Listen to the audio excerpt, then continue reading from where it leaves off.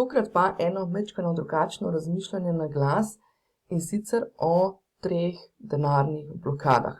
Zdaj vem, da na prvi pogled mogoče tale zadeva nima nobene veze z online biznisom, pa mogoče celo niti ne z biznisom, ker gre za blokade, čisto bom rekla, osebne narave. Vendar pa je to ena tema, ki sem jo opazila, bom rekla, pri solo podjetnicah, coachinjah, mentoricah, izobraževalkah, na katero dostikrat naletim pri delu, bom rekla, zlasti solo podjetnicami, pač verjetno se to dogaja tudi drugim, ampak to je pač ciljna skupina, s katero delam in vidim, da smo si precej podobni. Pa bi rada podelila v bistvu 3 spoznanja, oziroma neke 3 stvari, ki so meni pomagale preiti določene zadeve. Zdaj, prva stvar je to, ne. Ok, nisem money mindset coach ali karkoli, tudi ne grem v te sfere. Gre enostavno za to, da sem pred leti, ko sem bila res, kako ne rečem, na najbolj nižji točki tistega, ko prideš v biznisu, v solo biznisu, ker ne veš, kako naprej, ali sploh naprej, ali ne naprej, ali bi šel kar malo nazaj, ali kaj bi naredil, ne. Skratka, sem prišla do točke, da sem vedela, da mene nekaj ovira v mojem mindsetu, ne. Skratka, ponavadi je glava tista, ki nas ovira, skratka, vedela sem, da ni poanta v tem, da ne bi imela dovolj znanja, da ne bi imela mogoče dovolj podjetniškega duha ali karkoli, ampak da so dejansko eni mali gremlini, eni mali saboteri tam nekje. In zdaj seveda, ker si že tako lov, ne, da v bistvu je že skoraj neodgovorno, kar je lahko tudi ena od denarnih blokad, neodgovorno, da, ne vem, najameš, da vržeš, ne vem, še par 100 evrov v nekega money coacha, sem se odločila takrat in sem rekla, ok, zdaj tega ne morem narediti, ne morem si privoščiti nekega coachinga ali karkoli, kaj pa jaz lahko v tem momentu naredim z sredstvi, ki jih imam. Ne, in sredstva, ki sem jih v tistem času imela, so plačene drugega moj čas.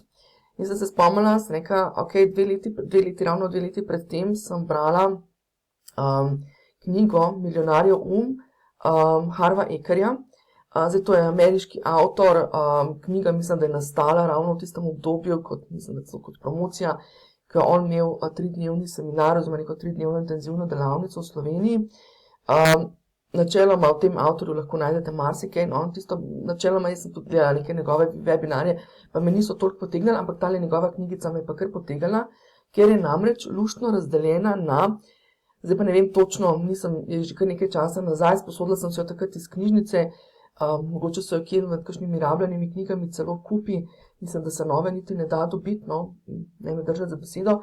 V glavnem, mislim, da je noter, zdaj ne vem, ali jih je 22 ali jih je pa 18, vem, da je neka taka soda številka tam okoli 20, pa bom jaz vzela, kako da jih je 22, no.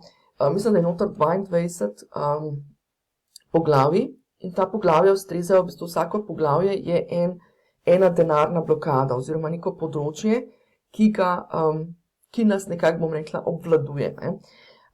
Ne gre za nobeno investiranje, nima veze, mislim, da niti nekih varčevalnih nasvetov ali nekaj takega, mogoče, da so neki varčevalni, to se niti ne spomnim, ni pa načeloma, nima veze investicija, nima veze, ne vem, upravljanje z denarjem, ampak dejansko upravljanje z našimi možgani, bi se rekel. Skratka, upravljanje z našimi mislimi, oziroma s tem, kako mi dojemamo denar, ne. Zdaj, najbolj tipična zadeva, se veste, ne, tisto, kar so nas vse učili, ker smo bili majhni, pa so rekli, denar ne raste na drevesu, pa podobne fore, ne, ker potem pri nas pustijo neke določene posledice v smislu, da si predstavljamo, da so določene stvari dosti težje, kot pa so resnično kot pa imajo neko resnično težo. Skratka, zdaj še mogoče še en disclaimer, ne počutim se, da sem neki ultra uspešna, karkoli, da bi zaradi tega to govorila, ne počutim se kot kakšen money coach ali karkoli, da bi zaradi tega šla v to zadeve. Tudi lotila sem se te zadeve zelo tako, ne rečem, čistko po kmečko, odprla sem knjigico, šla sem čez vseh 22 poglavij in sem rekla, ok, tale, ne, nisem šla nekaj, nisem šla nekaj, ne vem, psihoterapevtsko ali pa nekaj blazno v globine, šla sem čist iz tega. To so kratka poglavja, prebereš in vidiš zelo hitro, a to rezonira z mano, a je to mogoče nekaj, kar bi pa jaz mogoče majčkeno mogla sama pri sebi pogledati, če je to nekaj, kar pri meni ne štima, kakorkoli, skratka zelo tako po zdrava kmečka pamet varianti sem šla čez in sem ven topila, zdaj ne vem točno, sem šla sicer svoje zapiske ravno kar pogledat, ampak so tako napisani, da ni po točkah, tako da mislim, da tam enih 6, 7, mogoče celo 8, kar je praktično že skoraj 1/3, če ne že skoraj 1/2, no, teh misli, oziroma misli teh mindset ovir sem ven izpisala in si v bistvu tudi naredila neke take oporne točke, kaj pravzaprav na tistem, o čem razmišljati, kako na kakšen način razmišljati, kako se lotiti tega in tako naprej. In zdaj od teh recimo 7, 8, 9, niti ne vem koliko jih je bilo, so pa 3, ki bi jih rada podelila z vami, ker jih nekako zaznavam, da so pa dosti podobne, praktično, da so pa dosti generalne med solo podjetnicami iz te, bom rekla, iz te moje branže, pa najbrž tudi iz kakšne druge branže, skratka med solo podjetnicami, in jih bom tudi povezala nekako mečkam bolj z biznisom in v bistvu kako pravzaprav ta mindset vpliva na naš biznis. Ok, dajmo pogledati, katere so te 3 zadeve. Bom kar jih takoj naštela, potem grem pa mečkam bolj v globino. Torej, ta prva, še enkrat tudi mogoče opozorim, nisem jih napisane, jih imam tako, kot sem si jih jaz zapomnila, tako kot jih jaz čutim, tako da mogoče niso napisane na tak način, kot jih je poimenoval avtor. Tako da vas res vabim, dajte si sposoditi knjigo ali pa kupiti, če imate kje priložnost jo dobiti, pa pejte počasi čez. To je res ena taka zadeva, da greste zelo počasi čez, ne da preletite na hitrico, pa rečete, aha, to pa to, ampak tako, da res v globine delate. No? Tukaj pa predvsem te 3, da vam mogoče osvetlim, pa dam neko začetno točko za raziskovanje. In sicer, tako kot sem si jih zapomnila, oziroma kot so se v meni zapisali v spomin, prva je bila delam na zmago, druga je bila denar nekam mora iti in pa tretja ali ne obstaja, oziroma po ali ni potrebe. Evo, pa grem razložiti vse 3 posebej. Zdaj preden grem v globine in preden jih razložim, ne na tej točki povabim, no, v bistvu dotaknila se bom oziroma sama govorim o teh 3 točkah v povezavi z online biznisom, konkretneje v povezavi z marketingom, prodajo in kreiranjem online produktov oziroma konkretneje izobraževalnim coaching biznisom. Predvsem se bom osredotočila na solo podjetnice oziroma na primere, ki jih imamo kot solo podjetnice. Te pa povabim na tej točki, če te zanima bolj konkretno online biznis, gradnja, bom rekla, gradnja svojega biznisa, coaching izobraževalnega, svetovalnega biznisa s pomočjo online orodij, spletnih orodij, skratka, bolj konkretno imam zadeve predstavljene v brezplačnem, uvodnem, spoznavnem, čist takem varnem začetnem spletnem tečaju, kjer greš pravzaprav čez en tak proces, da spoznaš vse, kako pravzaprav si lahko pomagaš s spletnimi orodji in vsemi temi zadevami. Mi pa se tukaj osredotočimo predvsem torej na te biznis variante in na te naše denarne blokade. Torej, prva je delam na zmago. Ok, zdaj še enkrat interpretacije so čist moje, tako da zelo tako po kmečko, po zdravi kmečki pameti. In sicer, ne, delam na zmago, ta prva stvar, ki sem jo prebrala, tam mislim, da je bilo nekako tako, ne, da večina dela za to, da preživi, ampak če želimo biti milijonarji, ne, zdaj milijonarji tako na navednicah, moramo delati na zmago. In seveda najprej se vklopil moj večkam bolj ženski čut, ne, se kaj pa ne, jaz pa itak nočem, mislim, itak se mi ne gre za to, da sem nek milijonar ali karkoli, delam že to, da preživim in da dobro ustvarjam in tako naprej. In potem sem začela večkam bolj vrtati in sem ugotovila, da ja, dejansko v bistvu večina, ne, bom rekla, večina solo podjetnic, ki jih poznam, tudi sama sem med njimi, gremo v lasten biznis z neko veliko vizijo. Zdaj, velika vizija, to večkrat poudarjam, velika vizija, to je lahko za nekoga to, da si zgradi ekipo 10 ljudi, za nekoga je lahko velika vizija, da si naredi, bom rekla, da ima neko v lokalnem okolju nek prostor ali kaj takega, kjer lahko nudi neke storitve.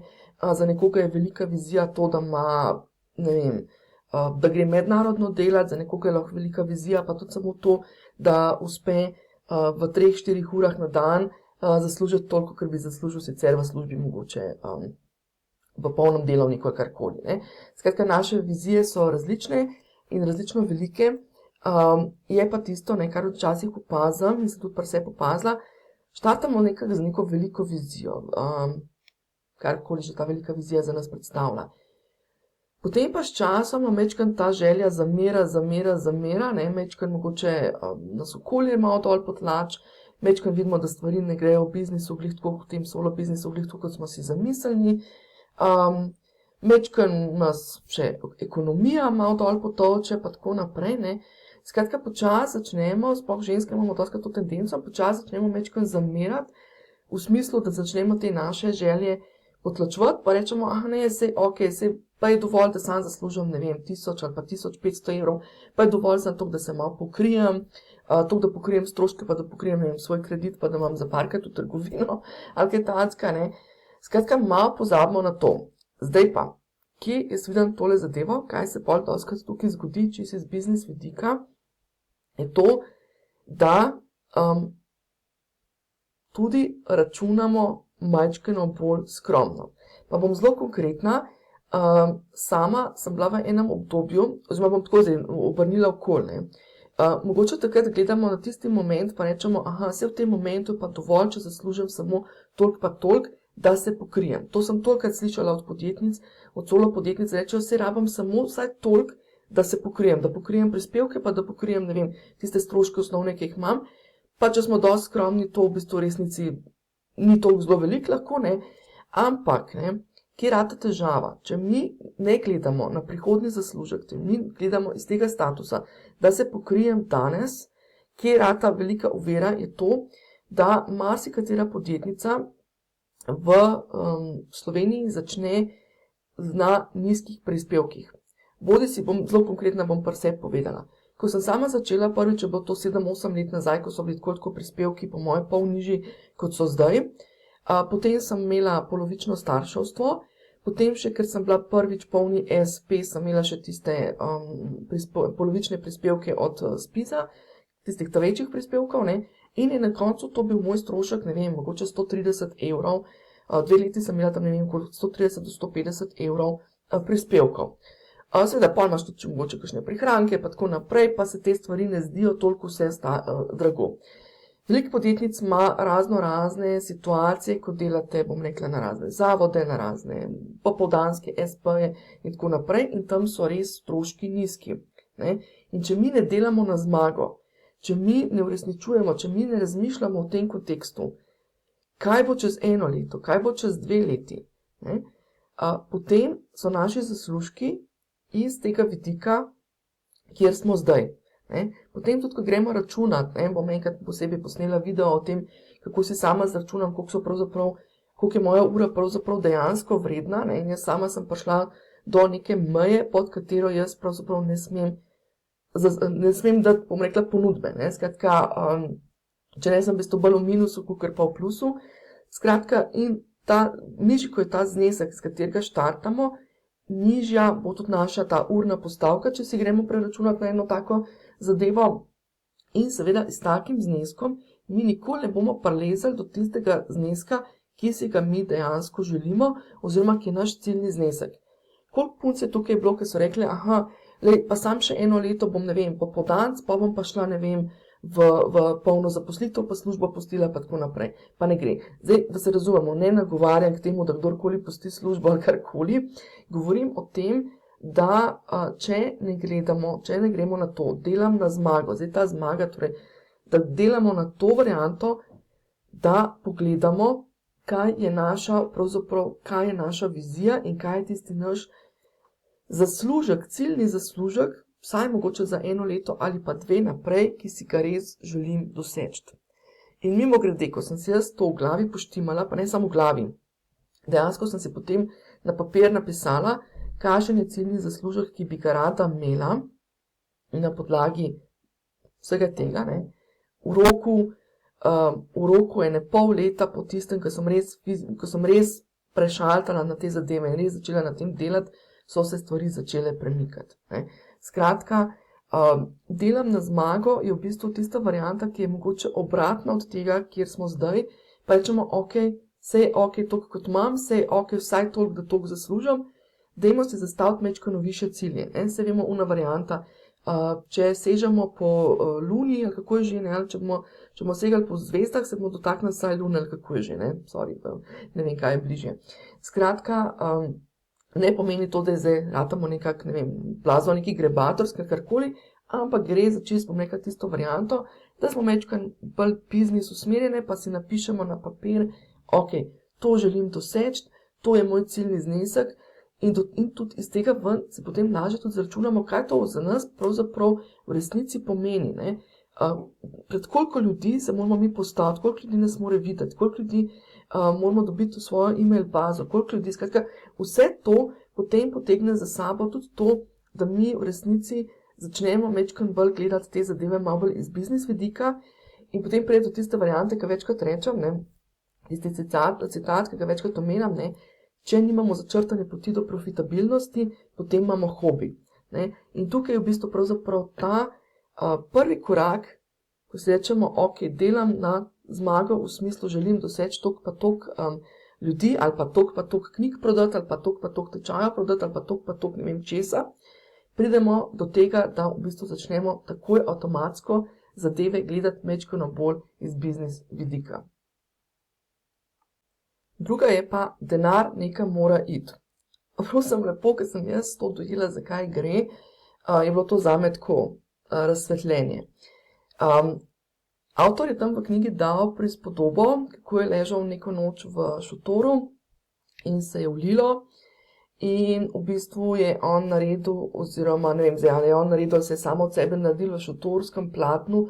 Šotorsko platno se je, mislim, da smo šotorsko platno se nekako takole spodvilo, da je v bistvu vsa voda stekla tja in on je ostal suh, neka taka varianta. Skratka, bilo je ful dežja, ta dež bi se lahko razporedil kjerkoli, ampak se je na srečo razporedil v tisto platno, tako da v bistvu on ostal suh.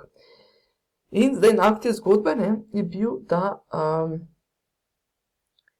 voda nekam gre, dež nekam gre in isto denar nekam mora iti. Tukaj je v tem smislu, da mi, bom zelo konkretna, bom kar povedala svojo zgodbo, v enem obdobju so stranke prihajale do mene in iskale pri meni rešitev.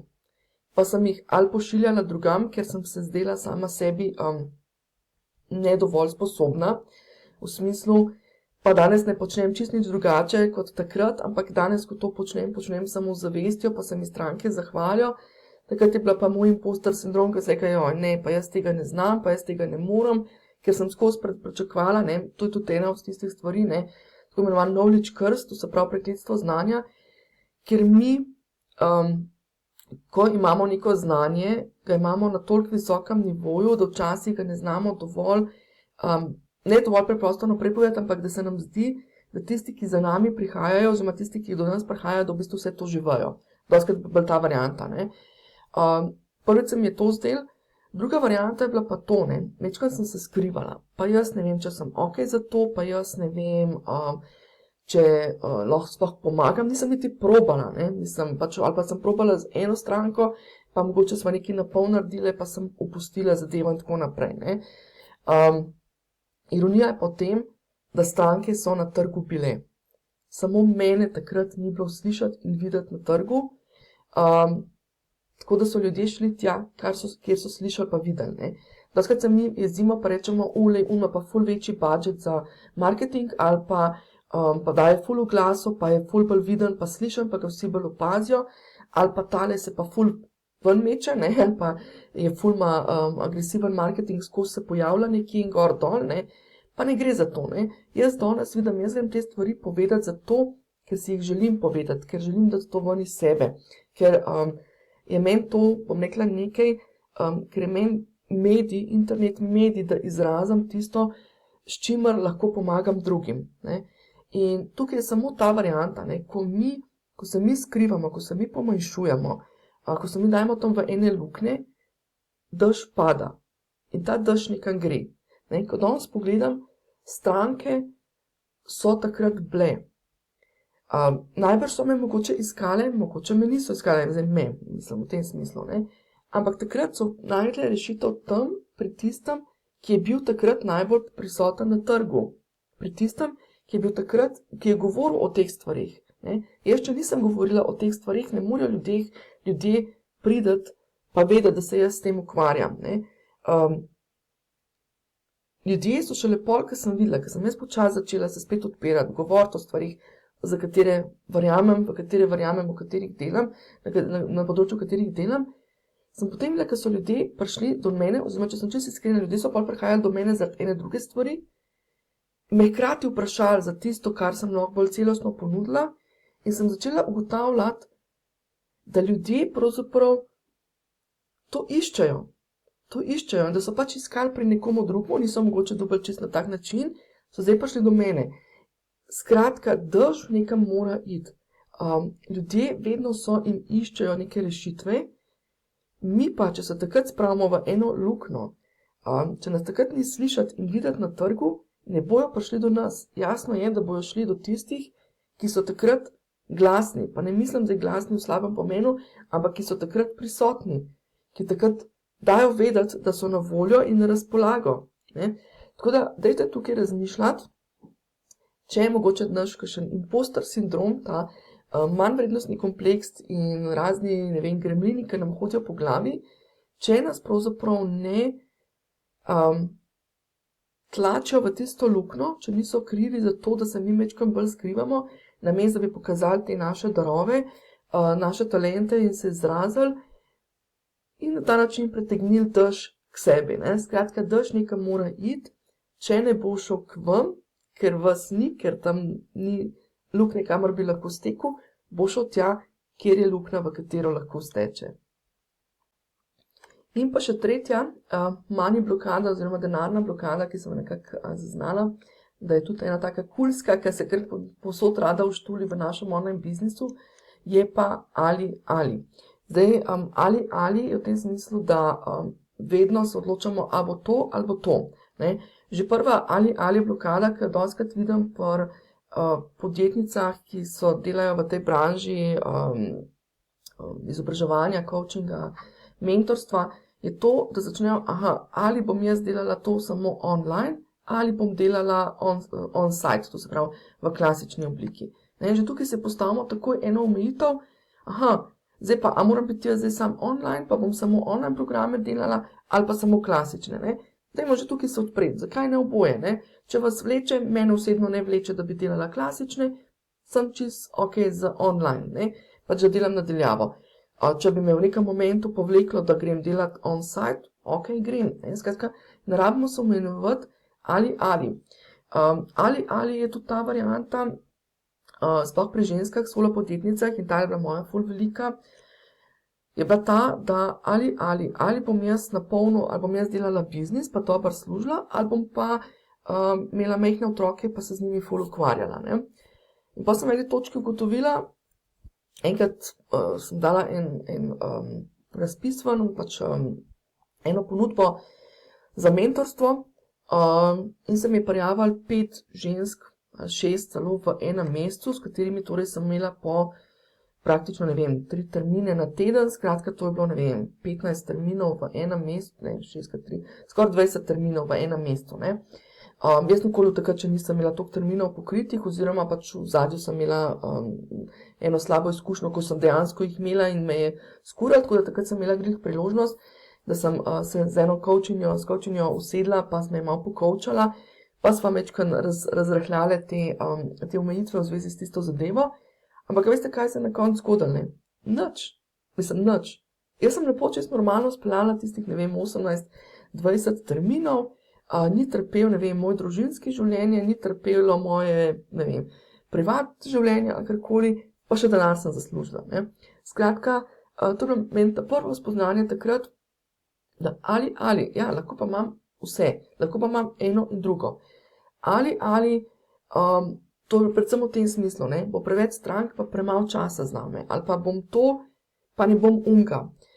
Ali sem sama pri sebi zaznala tudi to, da če začnem ponujati stvari, ki jih ponujajo podobne zadeve nekdo drug že na trgu, da bom njim ukradla stranke. Ja, vem, ne, mislim, večina si želi drugim ukrasti stranke, speljati k sebi, ne. Jaz sem se pa sekirati začela, ne, bom jaz njemu ukradla denar, ne, v tem smislu, ne, pač ja, spet ena mani blokada, ne.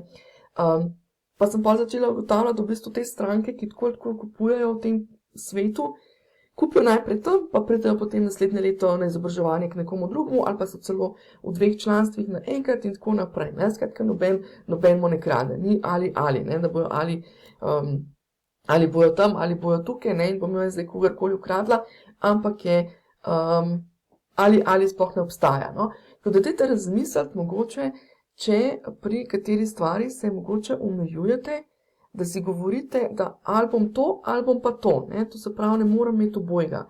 Dajte se vprašati, kaj pa, če lahko oboje imam in kako lahko to pravzaprav oboje imam, oziroma včasih sploh ni treba kaj dost, v mojem primeru sploh ni bilo treba kaj dost vrtati ali pa karkoli, ampak enostavno samo sprostiti to omejitev. Ne?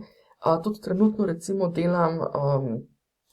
imam recimo skupinski program, za katerega sem ga razpisala oziroma ga izvajamo čez poletje, pa sem tudi začela, če bom pa zdaj to čez poletje, ker sem pač mogla termine zamakniti, pol pa spet, ne, pa ne bomo mogli s puncem poleti na bazen, pa tako naprej, ne. Sem pa začela študirati, ne, to je spet ali razmišljanje, ne, dej, kako pa jaz lahko naredim, da bo za vse, ne, se tudi ljudje najbrž poleti so rajš frej, kakor pa da sedijo z mano sred julija na Zoomu, dajmo razmisliti, kako lahko naredimo. Pa sem naredila tako, da smo razsekali program, da je junija, pa čez julij pa avgust delamo samostojno, pa avgusta nadaljujemo po počitnicah naprej. Ne? In veste, kaj se mi je zgodilo? Dve stranki sta rekli, hvala Bogu, ker si to tako naredila, ker si premaknila, in če celo ena je dodatno prišla samo zaradi tega, ker sem naredila tak drugačen razpored. Ampak šla sem ven iz tega mindseta, ali bo tako, ali bo pa tako. Ne? Skratka, dajmo razmisliti mogoče, če včasih se ne omejujemo sami sebe z ali. Če zdaj vse 3 povzamem še na hitrco, torej delamo na zmago, dajmo si zastaviti majčkeno bolj ambiciozne plane, in pa na podlagi teh planov si potem tudi začrtati našo pot do profitabilnosti, torej naš načrt, kako bomo zdaj pravzaprav do tja dejansko prišli. Ne? Pa to zdaj še enkrat, ne? Če bomo segali vsaj po zvezdah, bomo mogoče se dotaknili Lune, ali kako že tista. Ne? Druga, denar nekam mora iti. Dajmo biti prisotni, ljudje, da smo ravno v tem momentu iščejo, pa nas ne najdejo, dajmo biti prisotni, dajmo izkoristiti spletna orodja, spletne kanale, socialna mreža in podobno, da nas ljudje odkrijejo in najdemo. In pa dajmo ta ali, če se nam že pojavi, dajmo pogledati, kako mogoče ali program, ali pač izvedbo, ali naš biznis drugače zastavimo, ali karkoli, zato da lahko ugodimo obema alijama, oziroma da ni treba izbirati ali, ampak da pravzaprav imamo lahko oboje. In z online biznisom oziroma s tem načinom dela, ki nas podpre, spletnimi orodji, se to res enostavno da marsikaj narediti. Ta svet online biznisa je tako širok, tako da če še nisi štartal za tem svetom, te povabim v brezplačen uvodni spoznavni spletni tečaj, spletno prodaja znanje spretno. Če si pa že, bom rekla, če pa želiš narediti naslednje konkretne korake pri implementaciji, pa imam na voljo različne programe, od res nizkocenovnih programov, kjer delaš zadeve sam, pa z nekaj mojega suporta, do, bom rekla, mentorstev, kjer delamo skupinsko ali celo individualno 1 na 1.